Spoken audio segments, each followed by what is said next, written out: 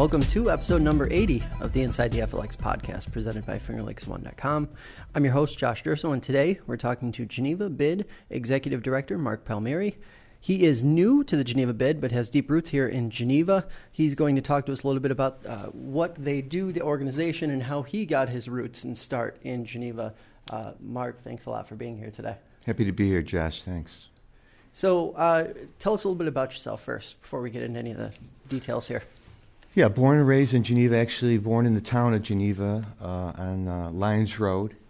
And I was reflecting actually when I started this new job about how the city of Geneva, downtown was such an exciting and a vibrant place at that point. And I'm excited to see it in a similar position and to kind of take it off from there. As I said to you when we started, I was born and raised here, and after college moved and actually started my career with IBM. Was there 12 years, moved back here to Geneva. Never looked back. My kids at that point, I had 4 children. They're all native Texans, actually, which we joke about, but they're proud of the fact that they were born in Texas and kind of grew up in New York. Mm-hmm. But we came back here and got involved with the city, and am just delighted for the opportunity to look at it and work with it in a different way.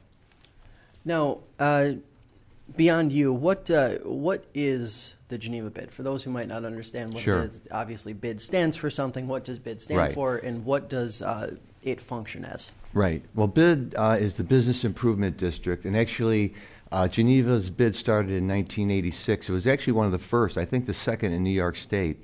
And it was started to help promote downtown and to revitalize urban areas in the state. So the one main function would be beautification, make sure that the downtown's appearance looks good and that any deterioration is maintained, and the facades are all upkept. We actually have a wonderful guy, Don Libator, who does a fantastic job for us. So it encompasses the center of the city, the business district. We look at the merchants, try to support them with marketing functions also. We have a Facebook page, Twitter, our website as well, so we try to promote those. Actually, I'm going to cover a few dates with some significant things going on soon. Yeah. So that's kind of where the BID is, and as I said, we've got a history of it from its inception, one of the first in the state, and we've got a pretty good track record. It had some ups and downs, but we're really strong and positive for what's going on now. I want to also mention the fact that Pat Ely, the coordinator for the BID office, his experience in the BID office, and it's been a tremendous help for me, and it'll be a tremendous help for the merchants as well as we both continue to work for the improvement of the BID area. Now, the learning curve, obviously, new to the job, Right. Not new to Geneva. So what's that been like, sort of walking through and Sure. living this? Well, a couple of goals I had to start with is to meet as many, hopefully all of the merchants, and I think I've hit about 35 in the 7 days since I've been on the job. So that's been a very pleasant experience. I fortunately know a lot of them, and I was talking with Vinny at FA Church the other day. I've known him my whole life, so that's pleasant. And also meeting new people like Ian, who's running the Finger Lakes Live downtown, so meeting all those folks, looking at our bylaws, our strategic plan, meeting people in the city. Just met with Sage Gerling this week, and other people that will help to form a strong partnership. So that's kind of what I've been doing since I started. Now, as far as that growth goes, obviously Geneva's seen a lot of growth over the last several years, especially in that downtown corridor. What kind of things do you guys look for in terms of continuing that growth and continuing to push things in the right direction? Right. Well, you want to diversify. You know, we have a lot of great eating places downtown, and it is a destination. People like to come down there. And so that's a big positive.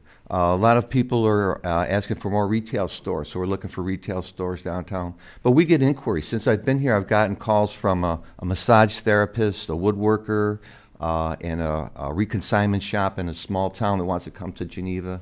Mm-hmm. So it's both, we're reaching out and we're receiving inquiries as well. Now, to that end, what kind of resources do you guys sort of look for on a regular basis, from whether it's from the state or the county or even down the city of Geneva? What do you guys look for on a regular basis as sort of like that bridge? Because it sounds like you guys are the liaison between officials and businesses and people who are trying to make a start.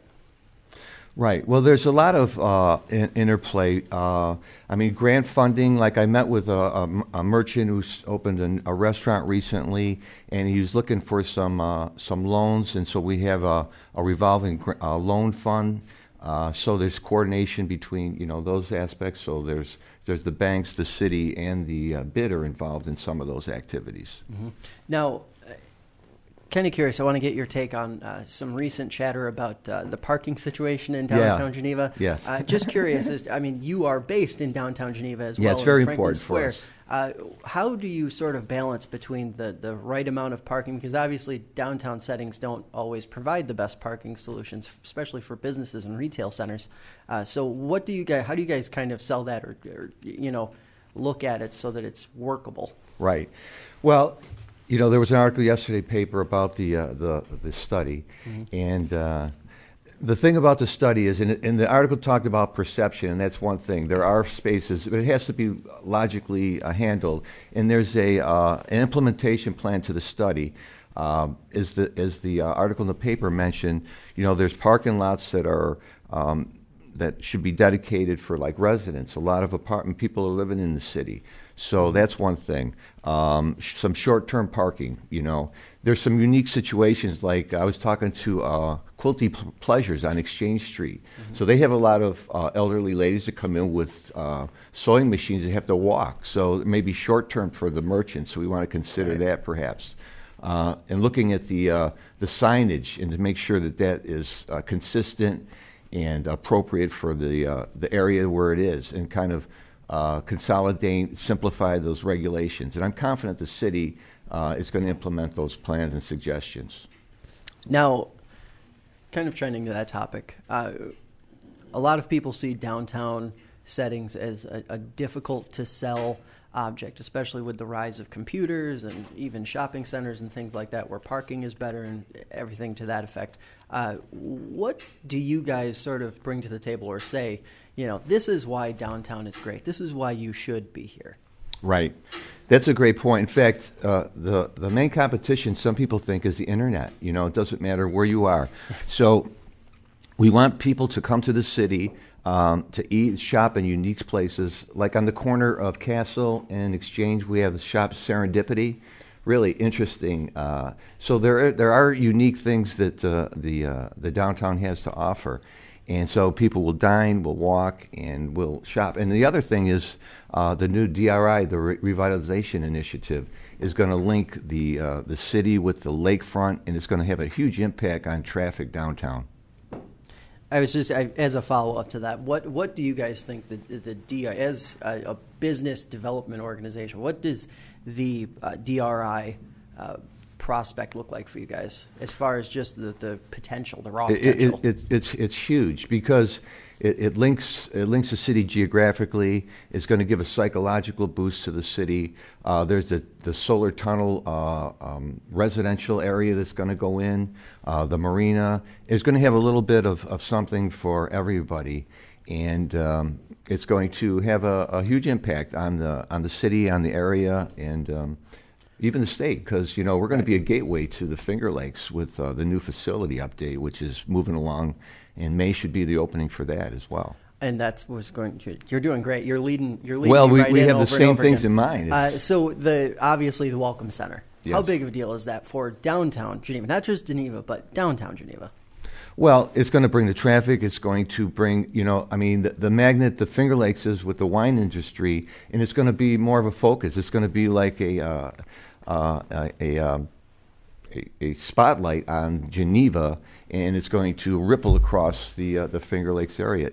Geneva, if you look geographically, is in the center, and now it's going to be financially, it's going to be culturally, it's going to be tourist-wise, it's going to be the center of the whole area. Now, to that effect, how important is the actual connection to Seneca Lake compared to bridging that sort of gap between the arterial and sort of breaking up what people have identified as a an eyesore. Right in the middle of Geneva is like an island. What do you think that kind of offers with relation to the DRI? Well, I think if done correctly, it could make it like a connection point, so that you'd have the lakefront, you'd have the shopping, and that it will be a bridge. I think we'll have to see as it progresses, but from the designs I saw, it will do what you just described. Mm-hmm. Now, over the last 15, 20 years, downtown Geneva has changed dramatically. What has it been like seeing that transformation take place? And even going back to your childhood and when downtown settings were thriving comparatively. Right. What's that sort of roller coaster ride been like for you? Yeah, it's been fascinating because I came back in the mid-'90s, and it really was. I sometimes wonder, geez, what did I do this for? But we had faith, and you see the things and kind of the momentum carried it. And brought it to where it is now. It's been great to watch, and as you know, I'm involved in the town government, and the whole area, the town, the city, and the area is just benefited from some smart moves and some fortunate occurrences. Now, to that effect, I would be remiss if I didn't ask you the importance, obviously, of multiple municipalities working together. And in this instance, we were talking before we came on air about a large-scale water project, intermunicipal, across all boards. How important is that kind of collaborative effort to raise the entire ship of the Finger Lakes?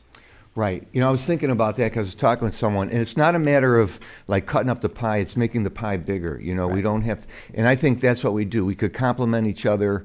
We don't have to grow at the expense of others. We want to focus, and we have the unique qualities that we're going to toot our horn about. Mm-hmm. But it is, if the tide rises, we'll all fortunately benefit from it.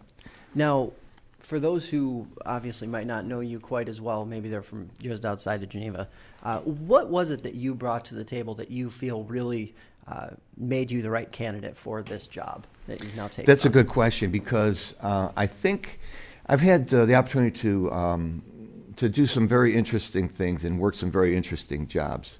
I was actually educated as a school teacher, and I taught for a while. Mm-hmm. I got on with IBM and was a business analyst with IBM. I worked at Cuca College 14 years in the institutional research office. I think as I look back and when this opportunity came, I said, geez, those are all of the qualities I think that would benefit and contribute to the bid position. And I'm feeling it was a good choice and a right move, because I'm seeing that some of those tools I'm employing as I start out. Now, Lyndon, obviously a huge success for downtown Geneva, for Geneva as a whole. What has been your perspective in seeing that really take off from nothing to, oh wow, really something? It becomes sort of a destination within the destination of Geneva in itself. Right. If you look at other cities that have an attractive and a magnetic downtown, what is it? Just a couple weeks ago, I was at the Apple Festival in Ithaca, and they have the Commons shut off there, and it's that same theme where it's inviting. It's a continually inviting atmosphere where people want to come and see what's going on. They just want to be together and hang out. And of course, young people, as I said also earlier, not only do we have the great restaurants and merchants downtown, but it's a great place to live. There's some wonderful apartments at a broad range of rents downtown. Mm-hmm. And that's attracting another crowd, which I think is a subtle, under-the-radar type of thing that's going on. How unique is that, the whole revitalization of the live in downtown? Not just go shopping in downtown, but live in downtown. Right. Well, it's one of those things that are going on, and to revitalize the whole thing. And I do want to say that we don't want to have Geneva as being a gentrification city. We want it to be inviting for all the community residents, regardless of where they live. In fact, I was thinking the other day and talking with someone how, we have a north side of the city where I grew up, and it always kind of was an oasis. Because my mom and I, we had to take a cab into town and go shopping, and it's kind of the trend, and it's kind of still true. But at least if the center of the city was more vibrant, it would balance out the north and south and be inviting for all others. I think, with the development back in the 60s and 70s, the plaza took away, but I think both could exist. Mm-hmm. And I think that's what we're striving for. How challenging is that part of it, balancing the whole downtown and not just catering to a couple streets? Obviously, it's a pretty expansive area. And the whole, obviously, you're trying to appeal to the entire city. So what are some of the challenges that come along with that? Well, I think even looking at the DRI, where the gateway to the city coming from the north is going to be a lot more inviting. I think I'm very confident that Exchange Street is going to blossom, and it's going to be the next really showcase for the town or the city, because it's going to have access to more retail establishments, mm-hmm. and then you could just flow to the rest of the city and dine. So it's going to be where people could dine and shop and recreate. Mm-hmm. Now, what are some of the things? Obviously, summer's over, weather's changing. Must still be some things going on in downtown Geneva. Obviously, you said there were a couple events. Right, I want to mention a couple things. Sure. Actually, Susie Monaghan, the executive director of Smith Opera House, been kind enough to invite myself. And so this Thursday, November 2nd at 5 o'clock, we're going to have a meet and greet at the Smith Opera House. So we invite the public to come and say hi to us, and we'll talk about what we're doing so far and what our plans are. And another point is to form strong relationships with the Smith and other nonprofit organizations in the area and in the city. Then on the 15th of November is our Light Up Geneva. The auction is going to be at a new facility downtown. We want to showcase Finger Lakes Live. Mm-hmm. And at 5 o'clock, the auction will begin. So we invite people to that. And then on the 25th of November is Shop Small. So Shop Small, Shop Local. So on that day, we encourage people to come and shop and really get a taste of the retail section of Geneva. And then lastly, I'd mention on December 1st, on that Friday night, is our Christmas festivities. We light up the tree and we have carriage rides mm-hmm. on Linden Street. So we've got a lot to showcase and a lot of activities going on.